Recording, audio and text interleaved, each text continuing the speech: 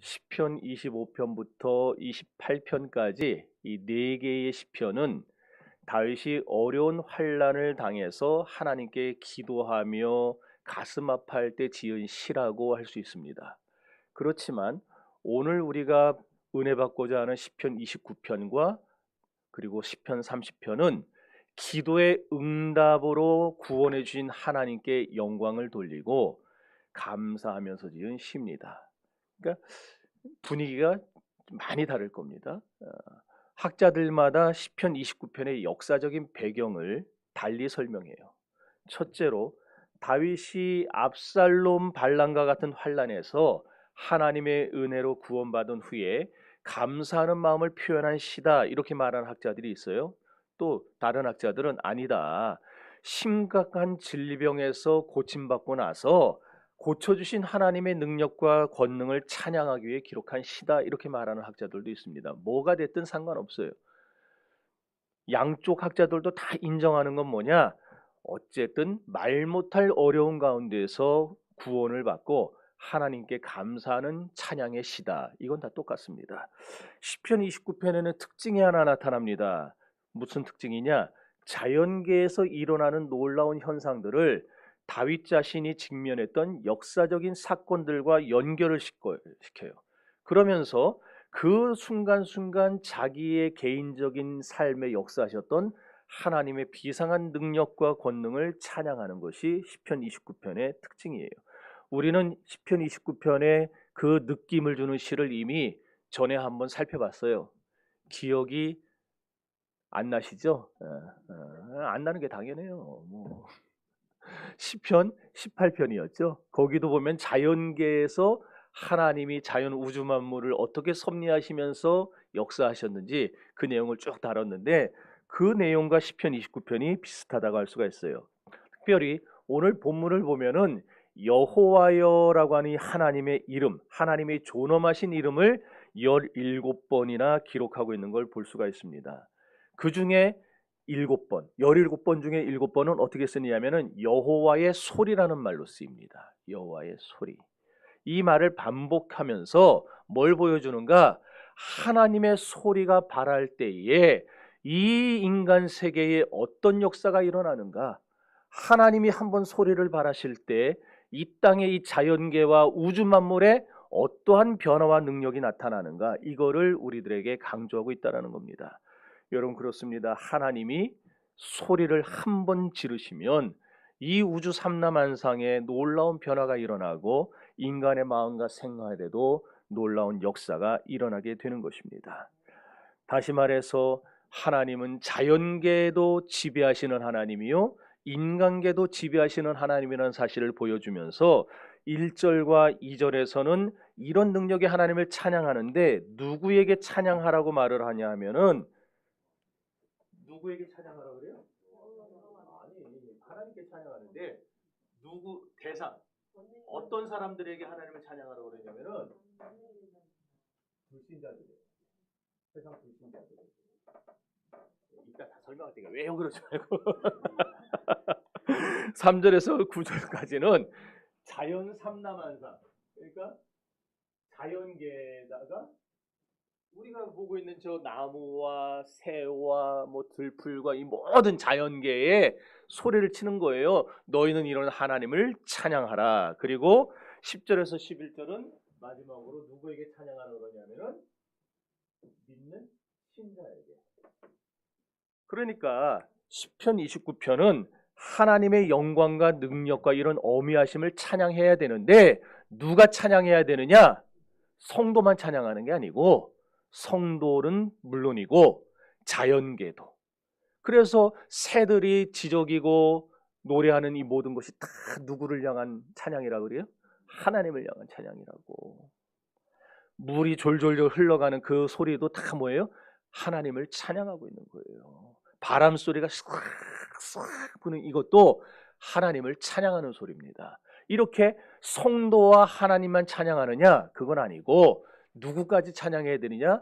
이 세상 모든 불신자들도 사실은 하나님을 찬양해야 된다. 그런데 이걸 깨닫지를 못하니까 누구를 찬양하고 있어요? 우리 아까 송 집사님 기도 속에 우상을 찬양하고 헛된 신을 경배하고 이런 짓을 하고 있는 거예요.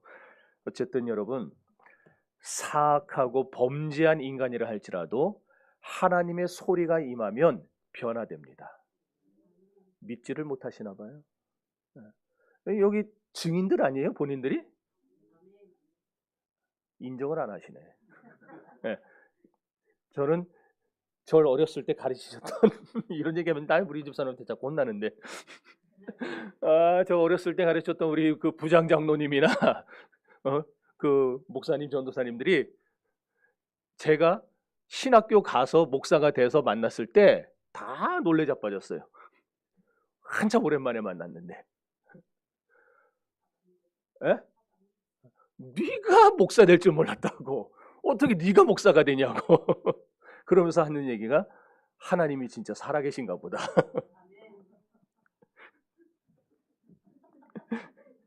그렇다고 우습게 보지 마세요. 여러분, 하나님이 말씀하시면 변화되지 않을 존재가 없어요. 예. 오늘 여러분의 심령에 하나님이 말씀하시기를 축복합니다. 그래서 유명한 신학자인 행스텐버그라고 하는 사람은 자연계시는 이중언어라는 말을 했어요. 그게 뭐냐? 이 자연계에 일어나는 천둥과 번개와 이런 것들도 눈이 오고 비가 오고 좀 있으면 겨울이 돼서 눈이 올 텐데 이 모든 일들, 서리가 내리는 이 모든 일들이 다 자연계시잖아요.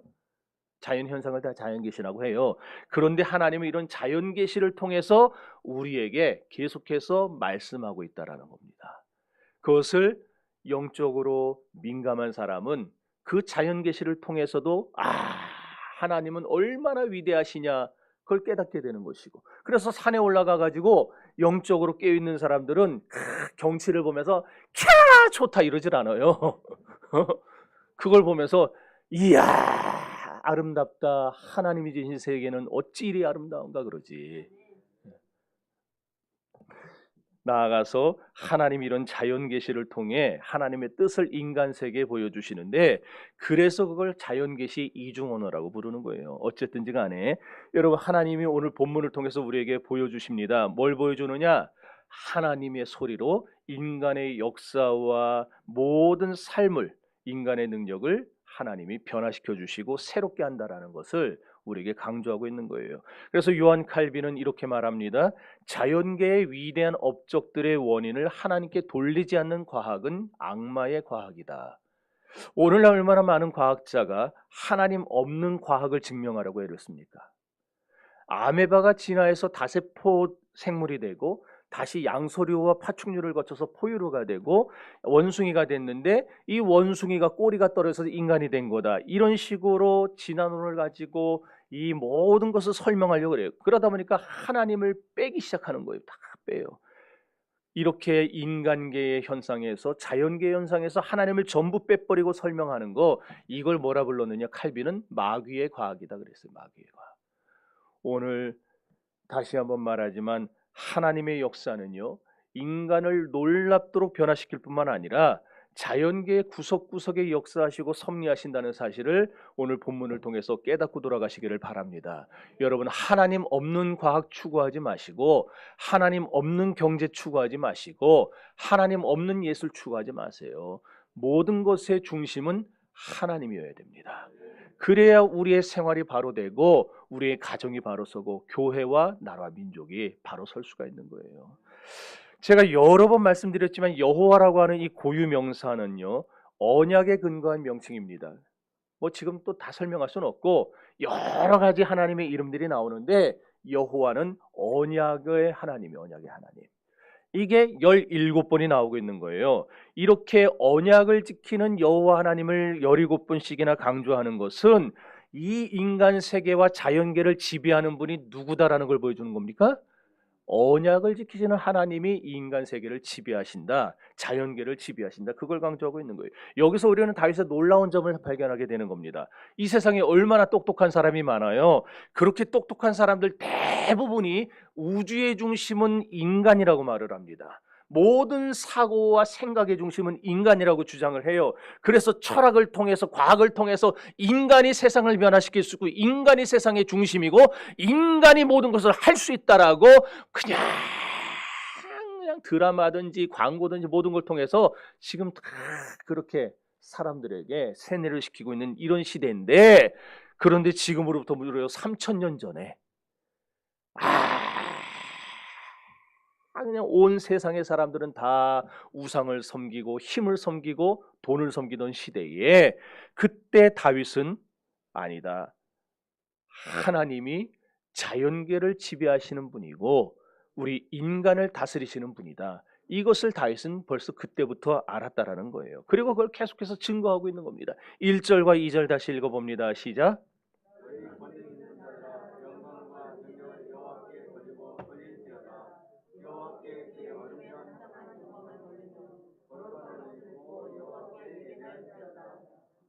여기 보면은 너희 권능 있는 자들아 이랬죠? 반응이 없어요. 예. 이 권능이라는 말은 엘림이라는 말이에요. 뭐 제가 뭐 히브리어 쓴다고 여러분들이 다 못 알아듣나 그때 그랬지만은 그냥 한글로 쓸까요? 그럼 엘림이, 여기 저기 출애굽기 나오는 그 종려 70주 엘림하고 틀린 거예요. 단어 자체가 틀려요. 한글로 쓰니까 똑같지만은 엘림이란 말은 뭐냐면은 우리식으로 표현하면 신의 아들들이라는, 신의 아들들. 그러니까 조금 더 의역을 하면은 하나님의 자녀들아. 하나님의 자녀가 누구겠어요, 여기서?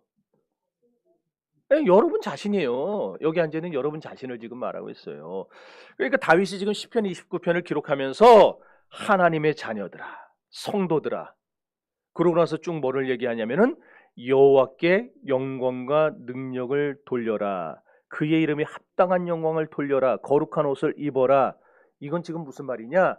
너희는 이렇게 살아야 한다, 그 말이에요. 그러니까 신자들에게 이렇게 살아라, 그러면서 두 가지를 요구했는데, 첫째로 여호와의 이름에 영광을 돌릴 것을 요구합니다.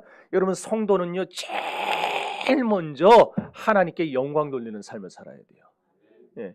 고린도전서 10장 31절에 사람이 먹든지 마시든지 무엇을 하든지 다 주의 영광을 위하여 하라 그랬어요. 그래서 우리가 믿고 고백하는 웨스트민스터 신앙고백 제1문 1항에 사람의 제일 되는 목적이 무엇입니까? 우리 지금 문도식 형제님 지난주에 공부했죠? 열심히 하고 있어요? 예? 열심히 해야 돼요. 예. 이번 토요일입니다, 시험. 제1문 1항에 뭐라 나왔어요? 사람의 제일 되는 목적이 뭐냐 나왔죠? 그거 뭐라 그랬어요, 답이? 벌써 보면 안 된다고요? 알았습니다. 그럼 지금 그렇게 얘기한 거잖아요. 사람의 제일 되는 목적이 뭐예요? 사람의 제일 되는 목적은 하나님을 영화롭게 하며 영원토록 그를 즐거워하는 겁니다. 이게 사람이 제일 되는 목적이에요. 그러니까 황 목사가 왜 목사가 됐느냐? 하나님을 영화롭게 하기 위해서 목사가 된 거예요. 여러분이 왜 장로가 되고 왜 권사가 되고 왜 집사가 됐어요? 하나님 영화롭게. 여러분 청년들 왜 청년으로 이 교회에서 봉사하고 여러분 섬깁니까? 그러면 안 되고 하나님께 영광 돌리게 사는 거예요. 이와 같이 성도들은 매사입니다. 매사. 매일 우리는 어떻게 하면 하나님께 영광을 돌릴까? 이걸 우리는 잊지 말고 살아야 돼요. 그것이 성도들에게 요구되는 첫 번째 모습입니다.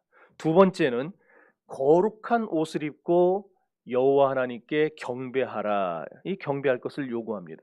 이 거룩한 옷이라는 것은 그냥 문맥상의 의미는 제사장들이 입는 옷을 말해요. 제사장들이 입는 옷이 얼마나 정말 멋지고 아름답고 그걸 떠나서 얼마나 거룩한 옷입니까? 그죠? 네. 구약에서는 성전에서 봉사하는 사람이 두 부류가 있었어요. 누가 있었죠? 성전에서 봉사하던 사람들이 누가 있어요? 지금 저하고 지금 몇 년째 하고 있는데 누가 있어요? 제사장 있잖아요. 또 누가 있어요? 그 외? 성경에 그 외라고는 안 나와요. 누가 있어요? 그 사람을 뭐라 불러요? 다 알면서 이렇게 모른 척을 해요. 레위인.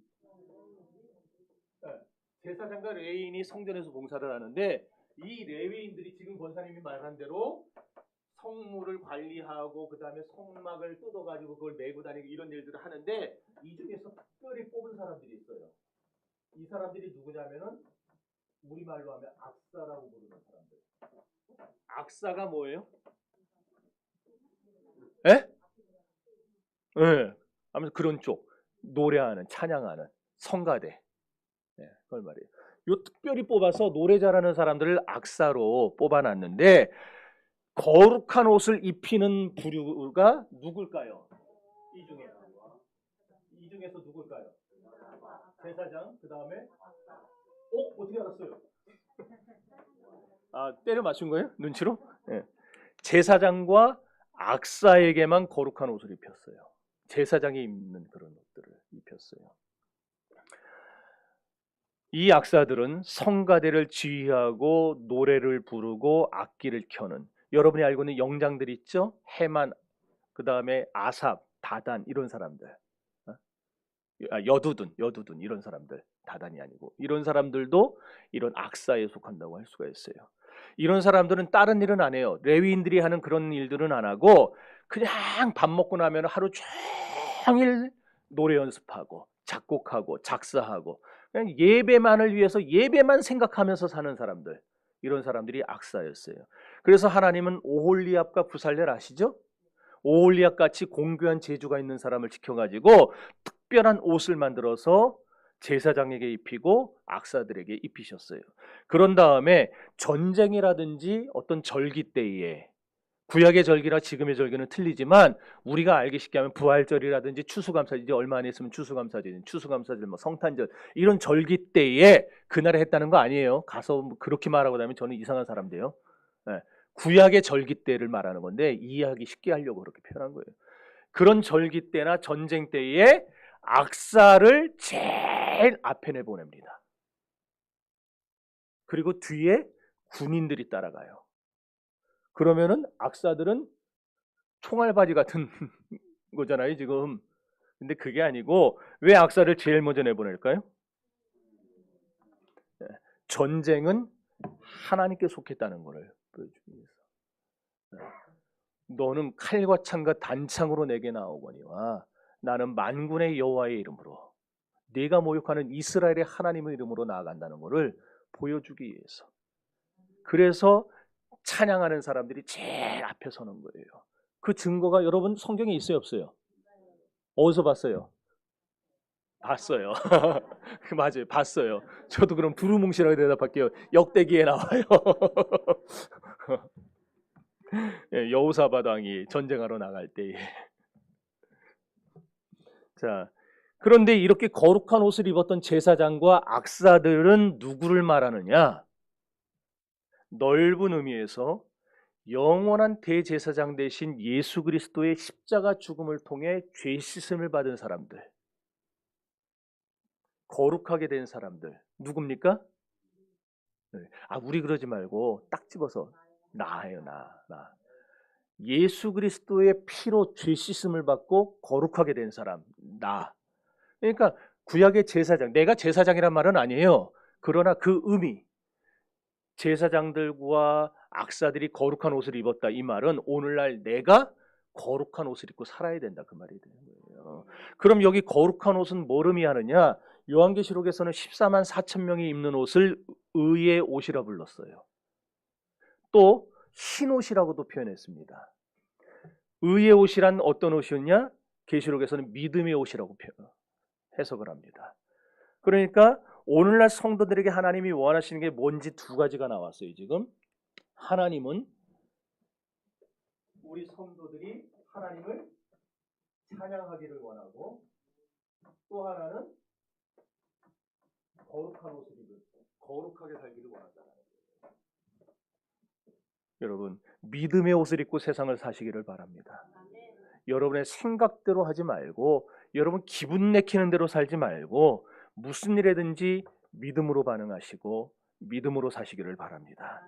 그러면은 성도들이 하나님께 영광 돌리면서 이 믿음의 거룩한 옷을 입고 하나님을 경배해야 될 이유가 뭐냐? 그게 3절부터 9절까지 쭉 기록되어 있는데 3절과 4절만 읽어봅시다. 기니까 시작.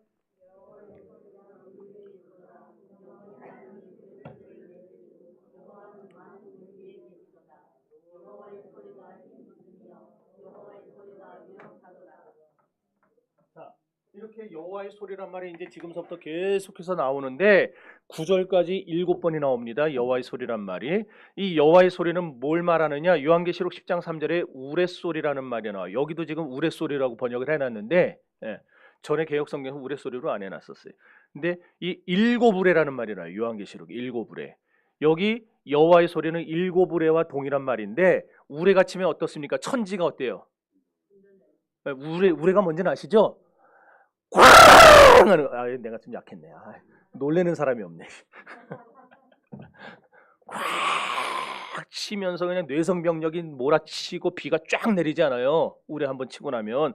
이렇게 하나님의 말씀은 우레와 같다는 거예요. 그래서 천지를 진동시켜요. 변화를 줘요. 영적인 파워가 그 속에 들어있어요. 하나님의 말씀은 정말 그런가? 열왕기상 19장을 보면은 그 증거들이 나오죠. 엘리야가 로뎀나무 안에 쓰러져서 죽기를 구하고 있을 때 하나님의 천사가 와서 떡과 물을 공급을 해줍니다. 그가 그걸 먹고 힘을 얻어가지고 40주 40야를 달려서 어디까지 갑니까? 하나님의 산 호레베까지 이르렀다고 합니다. 그런데 당도해 놓고도 여전히 겁이 나는 거예요. 이세벨이 군사들을 보내서 나를 죽이면 어떡할까 겁이 나요. 그래서 동굴 속에 숨어 있습니다. 그때에 어디선가 세미한 음성이 들려요. 엘리야야, 내가 어찌하여 여기 있느냐?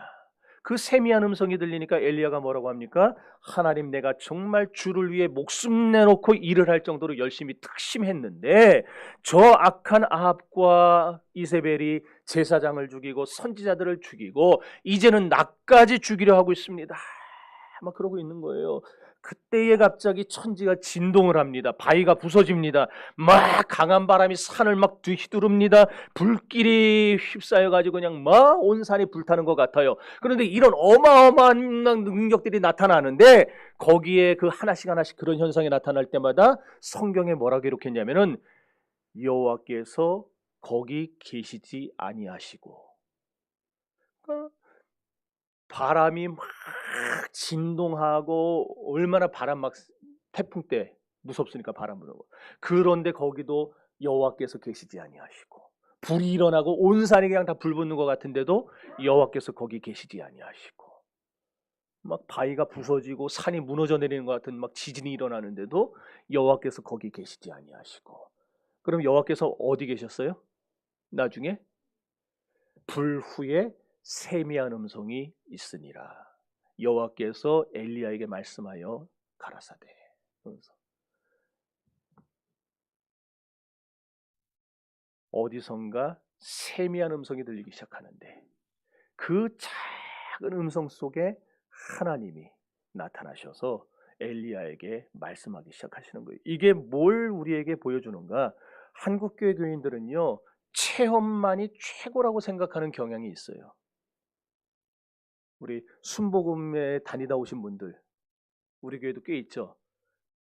그런 분들 체험 굉장히 강조하시죠. 저도 장로교 목사 같이 함께 체험을 많이 강조하는 편이에요. 인정을 아무도 안 하네. 체험을 많이 강조해요. 그런데 체험 일변도로 나가는 신앙은요, 좋은 신앙은 아니에요. 물론 체험 있는 성도가 되는 것 중요합니다. 저는 여러분들이 다 체험하기를 바라요. 어떤 체험이 됐든지 간에 여러분들이 성령의 체험을 좀 해보면 좋겠어요. 그러나 체험보다 훨씬 더 중요한 게 있어요. 그게 뭐냐? 말씀 중심의 신앙입니다. 엘리야가 언제 굴에서 나와요? 언제 산으로 내려가요? 하나님의 말씀이 들린 다음에. 사랑하는 성도 여러분, 세상 죄악의 굴에서 나오는 역사는 우리 심령에 체험하고 뭐 능력이 보고 기적을 보고 이런 것보다 하나님의 말씀이 들려질 때에 우리는 세상 죄악의 굴에서 나올 수 있어요. 그리고 산에서 내려와서 하나님의 일을 할 수 있는 힘을 얻게 되는 것입니다. 그러고 나서 세미한 음성이 들릴 때 엘리야가 또다시 얼굴을 겉옷으로 가렸는데 이건 회개를 의미하죠. 이렇게 심령의 말씀이 들릴 때에 죄악 속에 살던 사람은 죄악 속에서 빠져나오고 그 다음에 어떻게 되느냐, 술집에서 나와서 교회로 나오고 클럽에서 나와가지고 교회로 나오고 사기치는 사람이 교회로 나오고 이러면서 자꾸 자꾸 어떤 역사가 이어지게 되느냐? 하나님 앞에 내가 죄인입니다. 회개하는 역사가 일어나는 거예요. 그래서 베드로가 물고기를 잡는 그 바닷가의 현장 속에서 자기 배에 서가지고 베드로에게 말씀하시는 예수님을 보면서 뭐라 그래요? 주여, 나는 죄인으로소이다. 나를 떠나소서. 말씀하시는 하나님의 말씀이 내 심령에 들려져서 내 죄를 보게 하고 나를 깨닫게 하면은 우리 입에서 터져나오는 게 바로 회개입니다. 예. 여러분, 지진도 좋고 불도 좋고 바람도 좋고 다 좋아요. 전 지금 그게 나쁘다라고 얘기하는 건 체험이 나쁘다라고 말하는 게 아니면 체험은 다 해야 됩니다. 특히 제 밑에서 여러분 신앙생활 하시는 분들은 다 체험하셔야 됩니다. 그러나 체험보다 더 우리가 앞세워야 될 것이 있다면은 그것은 하나님의 말씀입니다. 하나님의 말씀이 언제나 우리를 이끌어가고 우리에게 말씀이 가라고 하면 가는 것이고 말씀이 서라고 하면 서는 신앙. 이스라엘 백성들이 법궤가 움직일 때에 그들이 그 움직이는 모습을 보고 그들이 진행하고 서면 서왔던 것 같이 우리들도 하나님의 말씀이 가라고 하면 가는 신앙이 돼야 되고 서라고 하면 서는 신앙이 돼야 돼. 이게 오늘 21세기를 살아가는 저와 여러분이 가져야 될 신앙의 본 모습입니다. 말씀 중심의 신앙이 참된 신앙이라는 사실을 깨달으시기를 주의 이름으로 축원합니다. 그래서 요한복음 1장 1절에 보면 태초에 말씀이 계시니라 그랬어요. 이것을 요한 칼빈의 후계자였던 베자라는 사람이 있어요. 베자가 이렇게 해석을 했습니다. 태초에 설교가 있으니라 그랬어요. 왜 그랬는가? 설교는 뭘로 합니까? 말로 하죠. 말로 하는 거예요. 소리로 하는 겁니다. 그러므로 중요한 것은 여호와의 소리, 지금 3절과 4절과 쭉 9절까지 나오는 여호와의 소리는 뭘 뜻하냐 하면 하나님의 말씀을 뜻하는 거예요. 그걸 염두에 두고 우리 3절을 다시 읽어봅시다. 시작.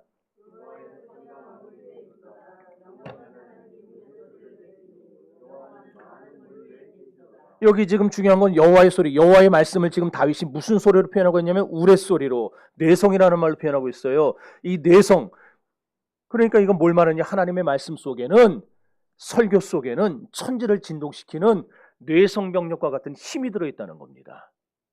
있습니까? 막 소리를 지르면서 악을 써대는 설교를 말하는 게 아니고, 저도 그렇게 할 수 있어요. 그냥 처음부터 끝까지 그냥 김인중 목사님처럼 여러분 믿습니까? 이러면서 그냥 참 그런데도 몇만 명이 나와요. 그게 할 수 있어요. 그런데 그럴 때도 하나님이 역사하시겠지만 저같이 이렇게 조용조용 얘기해도 하나님의 말씀에는 능력이 들어있기 때문에 분명히 그랬잖아요. 하나님의 말씀에는 우리의 심령과 관절과 골수를 찔러 쪼개는 힘이 들어있다 그랬어요. 그래서 설교 속엔 이런 능력이 들어있어요. 이런 힘이 들어있어요. 그래서 똑같은 설교를 들어도요, 듣는 사람에 따라서 어떤 사람은 뇌성병력이 치는 것처럼 자기 잘못을 책망하는 소리를 듣습니다. 그리고 어떤 사람은 위로의 음성으로 들어요. 여기 똑같이 앉아 있어도 어떤 사람은 이 설교를 감격적인 고백으로 듣기도 합니다. 그러면서 변화가 일어나는 거예요. 말씀은 이렇게 다양하게 우리의 삶에 변화를 가져옵니다. 그런데 여러분 성경에 보면은 하나님이 가라사대, 지금 우리 성경은 죄다 이르시대로 바꿔놔 버렸어요. 이게 개역 개정이 되면서 했던 가장 최악의 번역이 이르시대예요. 이르시대. 전 그래서 할 수 있으면은 다시 예전에 쓰던 개역 성경으로 가고 싶은데 왜 우리 한국 교회가 개역 개정으로 갑자기 돌아섰는지 아세요? 처음에는 이거 안 썼어요. 나오고 나서도. 근데 신천지 놈들이 자기네들이 이거 쓴다 그러고 반포를 해버린 거였어요. 방송에다가. 그러니까 한국 교회가 신천지 놈들이 쓴다 그러니까 우리는 쓰지 말자. 이래가지고 갑자기 개역 개정으로 다 돌아선 겁니다. 한국 교회가. 신천지 놈들이 나쁜 짓을 너무 많이 해놨어요. 자, 어쨌든 가라사대하고 이르시대라는 말이 나오는데요. 이르시대는 뭐냐면은 의사소통이나 단순히 의사의 전달을 말하는 거예요.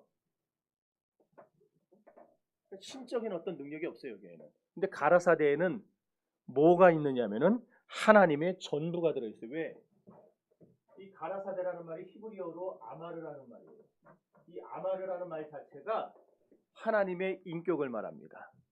그러니까 하나님이 이 말씀하실 때에 하나님이 여기에 전부를 담으신다는 거예요. 하나님의 전부가 뭐겠어요? 하나님의 능력을 말하고 하나님의 사랑을 말하고 하나님의 축복이 들어있고 하나님의 은혜가 들어있고 하나님의 계획이 들어있고 하나님의 미래가 들어있고 아멘 할 때까지 할 겁니다. 이렇게 이 말씀 속에는요 하나님의 전부가 다 들어있어요. 그래서 하나님이 가라사대 할 때는 하나님이 자신의 모든 걸 다 이 말씀 속에 집어넣어서 우리에게 들려주시는 거예요. 그래서 어떤 사람은 능력으로 받고 어떤 사람은 들을 때 위로로 받고 어떤 사람은 들을 때 축복으로 받고 이렇게 다 변화가 다 반응이 틀린 거예요. 그런데 이 여호와의 소리, 이 아마르가 주일 낮에만 들려지느냐? 오후에도 들려지죠.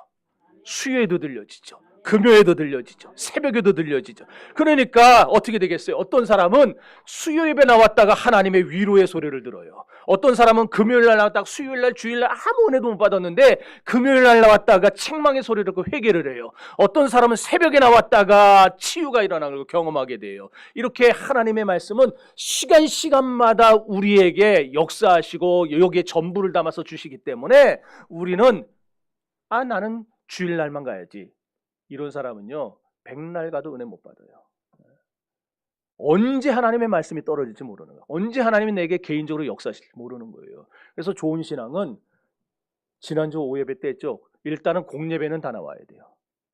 공예배가 뭐예요? 네, 이제는 배워서 아시네요. 일단은 주일과 수요일과 금요일은 여러분들 기본적으로 나와야 되는 거고 새벽은 제가 뭐 강요까지는 못하겠고 그래도 새벽이 제일 좋아요. 제가 해보니까 방해받는 게 없어요. 방해받는 게 그냥 오롯이 그 시간은 나와 하나님과 개인적으로 만나는 시간이에요. 오죽하면 얼마나 좋으면 우리 예수님이 무엇을 보여줬겠어요. 예수님은 새벽 미명에 일어나서 한적한 곳으로 가서 거기서 기도하시고 그랬어요. 주님이 새벽 예배에 모본을 보여주셨어요. 여러분 기도하시기 바래요. 예, 예배 참석하시기 바랍니다. 그래서 이렇게 다양하게 역사하시는 하나님의 은혜들을 경험하는 여러분 되시기를 축복합니다. 사도행전 2장 37절 보면은 베드로가 예수 그리스도에 대해서 차근차근 설교를 할 때에 어떤 일이 벌어집니까? 거기에 모였던 사람들이 막 가슴을 치면서 울부짖어요. 그러면서 말을 합니다. 형제들아 우리가 그러면 어찌할꼬 그럽니다. 그러니까 베드로가 그걸 보고서는 너희가 이제 회개하고 성령을 받으라 그랬어요. 종교개혁을 일으켰던 마틴 루터, 원래는 천주교 신부였죠. 이 사람이 젊은 날에 신부가 돼가지고 친구랑 길을 가는데 맑은 하늘에 벼락이 내려쳤어요. 그런데 자기랑 옆에 가던 친구가 그 벼락을 맞고 즉사했어요. 그 자리에서. 얼마나 큰 충격을 받았어요. 요번에 이태원에서 그 사고 나고 나서 애들 막 그 충격 때문에 지금 정신과 치료받고 한다잖아요. 얼마나 충격이었어요. 자기 친구가 옆에서 죽었는데. 그날부터 루터가 삶과 죽음이란 도대체 무엇인가? 무엇이 진정한 믿음인가 고민을 하다가 결론을 어떻게 내렸냐? 지금 내가 믿는 믿음은 진짜가 아니다. 바른 신앙이 아니다. 그래서 그가 깊은 기도 끝에 붙잡은 게 뭐냐면은 로마서 1장 17절. 오직 의인은 그 믿음으로 말미암아 살리라. 그래서 드디어 믿음으로 구원받는 이 놀라운 깨달음을 루터가 얻고 종교개혁 횃불을 들게 됩니다. 루터가 그렇게 종교개혁을 하고 나서 이런 말을 했어요. 신자는 자연계에 임하는 뇌성소리 하나에서도 하나님의 음성을 들을 수 있어야 한다. 자기 친구의 죽음을 통해서 자기에게 말씀하시는 하나님의 음성을 찾은 거예요. 성도 여러분, 저와 여러분도 똑같습니다. 우리는 바람 소리를 통해서도 하나님의 음성을 들어야 됩니다. 파도 소리를 통해서도 바닷가에 놀러 가서 밤바다 밤파도 소리 들으면서 캬 좋다 그러면서 뭐 이상한 거 생각하지 말고 파도 소리 들으면서도 야 어쩜 저렇게 아름다운가 하나님을 봐야 되고 자연계를 통해서 말씀하시는 하나님의 은혜를 그 음성을 들을 수 있어야 됩니다. 성도가 이렇게 설교를 통해서 은혜를 받는 전조 증상이 있어요. 그게 뭐냐면은 무미건조하게 설교를 듣던 사람이 어느 날부터 갑자기 설교가 뇌성병력처럼 들려오기 시작합니다. 네, 설교 시간에 핸드폰 들여다보고 딴짓하던 사람도요, 어느 날 말씀이 들려오면은요, 그 말씀 속으로 확 빠져들어옵니다. 그러면서 나타나는 현상이 몇 가지가 있는데, 그게 뭐냐? 하나님의 소리가 들릴 때에 많은 은혜를 체험하게 됩니다. 둘째로, 하나님의 소리가 들릴 때에 자기 자신의 그 모습이 깨어지고 꺾여져서 부서져서 하나님의 계획에 꼭 들어맞는 사람이 됩니다.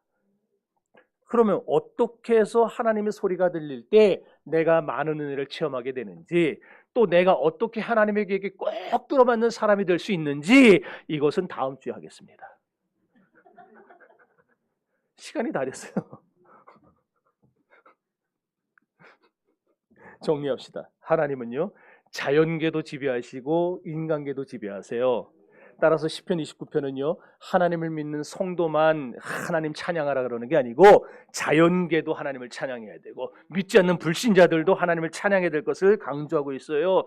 그러면서 우리에게 말한 게 뭐였어요? 하나님의 이름에 합당한 영광을 돌려라. 그의 거룩한 옷을 입어라. 근데 이 거룩한 옷을 입는 자가 누구라 그랬어요? 아까? 나. 예, 잘 들었네요. 나. 내가 하나님의 이름에 합당한 영광을 돌리면서 살아야 되는 것이고, 내가 하나님의 거룩한 옷을 입고 하루를 살아가야 되는 거예요. 그러니까 여러분, 아침에 일어나서 그냥 눈 뜨고 밥 먹고 씻고 나가서 일하고 돌아와서 또 씻고 자고 그런 생활하지 마세요. 아침서부터 잠자리에 누는 그 시간까지 여러분의 무의식과 의식 세계에서는 언제나 누가 여기에 계셔야 되느냐? 하나님이 계셔야 됩니다. 내가 왜 밥을 먹어야 되느냐? 내가 왜 지금 차를 타고, 내가 왜 지금 공부를 하고, 내가 왜 지금 잠을 자야 되느냐? 이 모든 것의 결론은 다 하나님의 영광을 드러내기 위해서입니다. 그러니 하나님의 영광을 드러내기 위해서 밤새도록 그냥 딴짓만 하고 핸드폰만 들여다보고 잠 안 자고, 그거 아니에요. 잠잘 때 잠자고, 건강 주시면 그 건강 가지고 주의 일을 해야죠. 그런 성도들 되시기를 바라요. 이렇게 거룩한 옷을 입고 세상을 살아가, 또 세상 죄악의 굴에서 우리를 빠져나오게 하는 것은 뭐다? 하나님의 소리다. 하나님의 말씀이다. 그러니까 여러분들 말씀 중심의 삶을 사시기를 바랍니다. 말씀 속에는 하나님의 뭐가 들어있다 그랬어요? 뭐가 들어있다 그랬어요? 에? 전부. 우등생. 뭘 갖고 왔어야 드리는데. 하나님이 전부가 들어있어요. 전부가. 그러니까 이 하나님의 말씀을 여러분들이 주의 깊게 듣고 그 말씀을 붙잡고 살면은 여러분의 전부 다 어떻게 되는 거예요? 하나님이 책임지시는 거예요.